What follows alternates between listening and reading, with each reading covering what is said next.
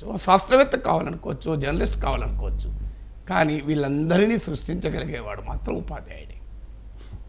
Yes sir, చాలా చక్కగా వివరించారు సార్. అండ్ ఇంకొక వార్త సార్, చదువు చెప్పే టీచర్లను అభినందించాల్సిన ఇవాళ ఉన్నత చదువులు చదివిన వారి దుస్థితిపై వచ్చిన వార్త సార్ ఇది. దేశంలో నిరుద్యోగం ఏ స్థాయిలో ఉందో చెప్పే వార్త. 46,000 post graduates and graduates apply for Haryana sweeper posts.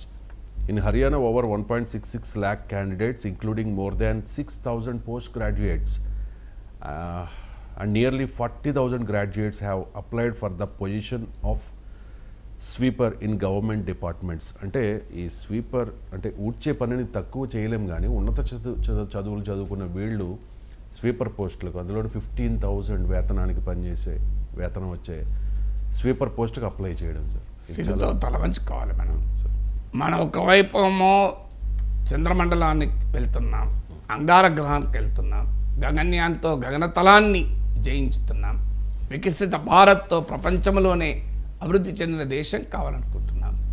మరోవైపు మన చదువులు, మన నైపుణ్యాలు ఈ స్థాయిలో ఉంటే what is the kind of inequalities in which we live in, ఎలాంటి అసమానతల్లో మనం బతుకుతున్నామన్న దానికి ఇది ఉదాహరణ కదా. సమాచార సాంకేతిక రంగాల్లో సిలికాన్ వ్యాలీలో దిగ్గజాలం తయారు చేసింది మన దేశం. ఒక సత్య నదేలా, ఒక సుందర్ పిచ్చయ్యాలను ఇచ్చింది భారతదేశం. కానీ అదే భారతదేశంలో ఒక స్వీపర్ జాబ్కు గ్రాడ్యుయేట్లు, పోస్ట్ గ్రాడ్యుయేట్లు అప్లై చేస్తున్నారంటే it doesn't reflect on sweeper ఉద్యోగము ఊడ్చే వాళ్ళు లేకపోతే మనం ఇలా బతుకుతామా? ఒక్క క్షణం కూడా మనం బతకలేం. అందువల్ల రోజు వాళ్ళ చేతులు జోడించి నమస్కరించాలి, అమ్మా నువ్వు చేయబట్టి, అయ్యా నువ్వు చేయబట్టే మేము ఇట్లున్నామని. కానీ సమస్య ఏంటంటే వారు చదువుకున్న చదువు యొక్క వృధా కావడం కదా. సో అందువల్ల ఇదొక సమస్య. అంటే ఇక్కడ ఉన్న ఛాలెంజ్ కూడా ఏంటంటే మనం ఏమి నేర్పుతున్నాం, మనము మన విద్యా వ్యవస్థలో పడిపోతున్న ప్రమాణాలకు ఇదొక చిహ్నం. ఇవాళ మన విద్యా సంస్థలు okay gross enrolment ratio in higher education GR అంటారు, అంటే ఉన్నత విద్యలో చేరిన వారి సంఖ్య గణనీయంగా పెరిగింది అని సంతోషం. నేను విద్యార్థిగా ఉన్నప్పుడు 5% లోపు ఉండే. అప్పుడు రాజీవ్ గాంధీ ప్రధానమంత్రిగా న్యూ ఎడ్యుకేషన్ పాలసీ తీసుకొచ్చాడు, challenges of education A policy perspective అని 85-86 ఆ ప్రాంతంలో నియర్లీ 40 ఏళ్ల క్రితం ఒక డాక్యుమెంట్ కూడా విడుదల చేశాడు. నాకు ఇప్పటికి గుర్తు, ఆ challenges of education A policy perspective అనే డాక్యుమెంట్ పైన నేను ఉపన్యాసాలు ఇచ్చాను. సో వాస్తవం ఆ రోజు అరౌండ్ 4 to 5% ఉన్నాయి. ఇవాళ బాగా పెరిగింది, 26%, 30% వరకు కూడా వస్తుంది, సంతోషించాలి. కానీ కాలేజీ డిగ్రీలు చదివి తీసుకొని అసలు ఏ ఉద్యోగము రాని పరిస్థితి ఎందుకు ఉండాలి? కారణం అది మన విద్యా వ్యవస్థలో ఉన్నటువంటి లోపం.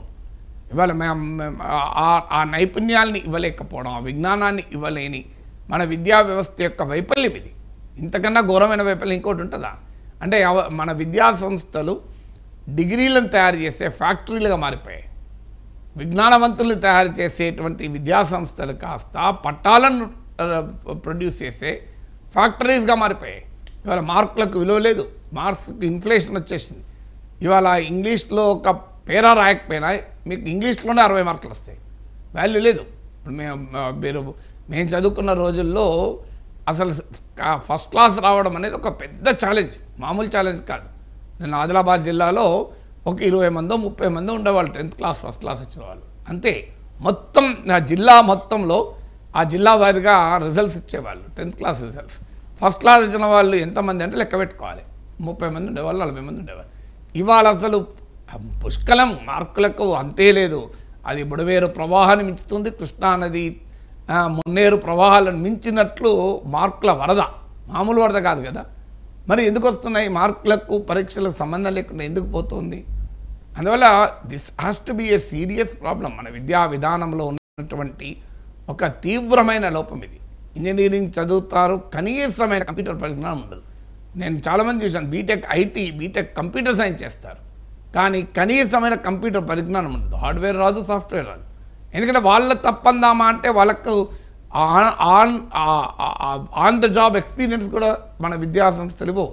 నేను ఇంజనీరింగ్ కాలేజీలో ఒక 70 ఇంజనీరింగ్ కాలేజీలో వెళ్ళి ఉపన్యాసాలు ఇవ్వచ్చు. అనుభవంలో కొన్ని కాలేజీలో చూశాను, కనీసమైనటువంటి సాంకేతిక నైపుణ్యాన్ని ఇవ్వకుండా నువ్వు ఇంజనీరింగ్ డిగ్రీ ఇచ్చి పంపిస్తున్నావు. అందుకే మీరు గమనించండి, చిన్న 10వ తరగతి ఉద్యోగానికి ఇవాళ అడ్వర్టైజ్ చేస్తే ఇంజనీరింగ్ విద్యార్థులకు కనబడుతున్నారు. So it's a very serious commentary on our education system. So 40,000 మంది గ్రాడ్యుయేట్స్, 6,000 మంది పోస్ట్ గ్రాడ్యుయేట్స్, ప్రభుత్వంలో ఒక స్వీపర్ జాబ్కు అంటే కొట్టిపారేది చాలా సింపుల్గా. అంటే ప్రభుత్వ ఉద్యోగం అంటే ఆ స్టెబిలిటీ ఇస్తుంది కనుక, జీతం ఎక్కువ ఉంటుంది కనుక అన్నారు. కానీ ఆ జీతం కూడా ఎక్కువేం కాదు. నేను చూశాను ఆ వార్త, భారీగా ఏదో శాలరీ కాదు, 15,000 జీతం అనుకుంటాను నాకు. 15,000 శాలరీకి చాలామందికి రాంగ్ ఇంప్రెషన్ ఉంటుంది.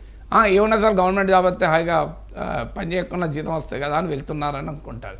కానీ ఒక 15,000 శాలరీకి ఒక గ్రాడ్యుయేట్, పోస్ట్ గ్రాడ్యుయేట్ వెళ్తున్నారంటే అసలు మనం మన విద్యా వ్యవస్థను చూసి సిగ్గుపడాలి. కానీ ఇదే విద్యా వ్యవస్థను చూసి అమెరికా అధ్యక్షుడు బరాక్ ఒబామా ఈర్ష్యపడ్డాడు. అమెరికా అధ్యక్షుడు బరాక్ ఒబామా అమెరికా అధ్యక్షుడిగా ఉన్న సమయంలో ఇండియన్ స్టూడెంట్స్తో మనం మ్యాథమెటిక్స్, సైన్స్లో అమెరికన్ విద్యార్థులు పోటీ పడలేకపోతున్నారు అన్నాడు.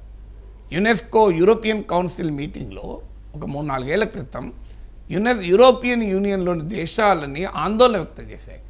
భారతదేశం సృష్టిస్తున్న మానవ వనరులు మన మొత్తం యూరోపియన్ దేశాలు అన్నీ కలిపి సృష్టించిన మానవ వనరుల కన్నా ఎక్కువ అని. అంటే ఎంత ఎక్స్ట్రీమ్ కాంట్రాస్ట్ ఉంది అంటే దీనికి ఉదాహరణ కదా. ఈ దేశంలో ఉన్న పొటెన్షియల్ ఏంటి, ఈ దేశానికి ఉన్న సామర్థ్యం ఏంటి, ఈ దేశంలో ఎలా ఉన్నాం, what India is and what India could be. అంటే మనకున్న శక్తి సామర్థ్యాలేమో ఇవాళ ఉదాహరణగా నేను ఇన్ని ఉదాహరణలు చెప్పాను మీకు. ప్రపంచంలో మనం వెళ్ళగలిగాం, అంగారగ్రహంకి వెళ్ళగలిగాం, కానీ ఒక మంచి స్కూల్ నిర్మించుకోలేమా? ఒక చంద్రమండలానికి నాసా వారు పెట్టిన ఖర్చులో 10వ వంతు 1/10లో మనం చంద్రుని పైకి వెళ్ళగలిగాం. ఈ ప్రపంచంలో అమెరికా కూడా గుర్తించినప్పుడు చంద్రుని పైన నీటి ఆనవాళ్లను కంక్లూజివ్గా గుర్తించాం. అమెరికా నాసాకు చెందిన మూన్ మినరాలజీ మ్యాపర్ మన చంద్రయాన్ పైన ప్రయాణం చేస్తే చంద్రుని పైన నీటి ఆనవాళ్లను కనుగొన్నది. అసలు ప్రపంచంలో అమెరికా, చైనా, రష్యా, జపాన్లకు కూడా సాహసించలేని డార్క్ సైడ్ ఆఫ్ మూన్ అంటే వెలుతురు లేని ప్రాంతంలో భారతదేశం అడుగుమొప్పగలిగింది. ఇంత గొప్ప సామర్థ్యం ఉన్న భారతదేశానికి ఒక నైపుణ్యం కలిగిన గ్రాడ్యుయేట్లను, పోస్ట్ గ్రాడ్యుయేట్లను తయారు చేయలేవా? ఇటీవల ఎకనామిక్ సర్వేలో కూడా చెప్పారు, half of the India's graduates are simply unemployable అని. అంటే వారు ఏ ఉద్యోగానికి పనికిరాని, కావలసిన నైపుణ్యం లేదు అని. ఇది పిల్లల తప్పు కాదు, ఇది మన వ్యవస్థ తప్పు. ఈ వ్యవస్థని కనుక మనం సమీక్షించకపోతే భారతదేశానికి డెమోగ్రఫిక్ డివిడెండ్ అంటారు. డెమోగ్రఫిక్ డివిడెండ్ అంటే యంగ్ పాపులేషన్ ఎక్కువగా ఉండడం. మీరు ప్రపంచంలో చూడండి, లాటిన్ అమెరికా దేశాలు, ఏషియన్ టైగర్స్గా చెప్పబడే సౌత్ కొరియా లాంటి దేశాలు, ఈ రెండు రకాల దేశాలకు కూడా డెమోగ్రఫిక్ డివిడెండ్ అంటే యంగర్ పాపులేషన్ జనాభాలో ఎక్కువ ఉండే అవకాశం వచ్చినప్పుడు సౌత్ కొరియా ఎడ్యుకేషన్ పైన ఇన్వెస్ట్ చేసింది. ఇవాళ ప్రపంచంలో ఒక టెక్నాలజీ జెయింట్ కాగలిగింది. కానీ లాటిన్ అమెరికా దేశాల వలసపాలనలో ఉండడం వల్ల వారి చదువు పైన కేంద్రీకరించలేకపోయారు, ఇప్పటికీ పేదరికంలో ఉన్నాయి. ఇవాళ భారతదేశానికి ఒక అద్భుతమైన అవకాశం డెమోగ్రఫిక్ డివిడెండ్. మీరు 15 ఏళ్ల నుంచి 60 ఏళ్ల మధ్య వయసు వాళ్ళు 2/3 ఆఫ్ అవర్ పాపులేషన్. 25 ఏళ్ళలోపు వాళ్ళు మీకు 54% పైన ఉంటారు, 50% పైగా. అంటే భవిష్యత్తుకు ప్రపంచానికి కావలసిన మానవ వనరులను భారతదేశం అందించగలుగుతుంది. భారతదేశానికే కాదు, ఇవాళ జపాన్, చైనా, అమెరికా లాంటి దేశాలు ఏజింగ్తో బాధపడుతున్నాయి. మీకు జపాన్ సగటు వయసు 48 ఏళ్ళు అయినప్పుడు, అమెరికా, చైనాల సగటు వయసు 36 ఏళ్ళు అయినప్పుడు, భారతదేశంలో సగటు వయసు 29 ఏళ్ళు ఉంటుంది. అందువల్ల మన హ్యూమన్ రిసోర్సెస్ ఇలా ప్రపంచాన్ని జయించగలుగుతాయి. అలాంటి అద్భుతమైన అవకాశం ఉండి కూడా మనము నాణ్యత కలిగిన విద్య, నైపుణ్యంతో కూడిన చదువులు, విజ్ఞానంతో కూడిన చదువులు ఇవ్వలేకపోవడం వల్ల ఇవాళ ఒక అద్భుతమైన అవకాశాన్ని మనం చేజార్చుకుంటున్నాం. ఎందుకంటే ఈ 46,000 మంది గ్రాడ్యుయేట్లు, పోస్ట్ గ్రాడ్యుయేట్లు, ఎంతమంది ఆల్బర్ట్ ఐన్స్టైన్లు ఉన్నారో మనకు తెలుసా? మనం వాళ్ళ సరిగా చదువు చెప్పి ఉంటే. ఎంతమంది అమర్త్య సేన్లు ఉన్నారో మనకు తెలుసా? ఎంతమంది ఇంకెంత గొప్ప శాస్త్రవేత్తలు ఉన్నారో మనకు తెలియదు కదా. అంటే వారి నైపుణ్యాన్ని మనం వృధా చేసుకుంటున్నాం కదా. వాళ్ళలోనే ఎంతమంది ఉన్నారో మనకు తెలియదు. వాళ్ళ సరైనటువంటి చదువు కనుక ఇవ్వగలిగితే that is the most unfortunate thing కదా, బాధాకరమైన విషయం.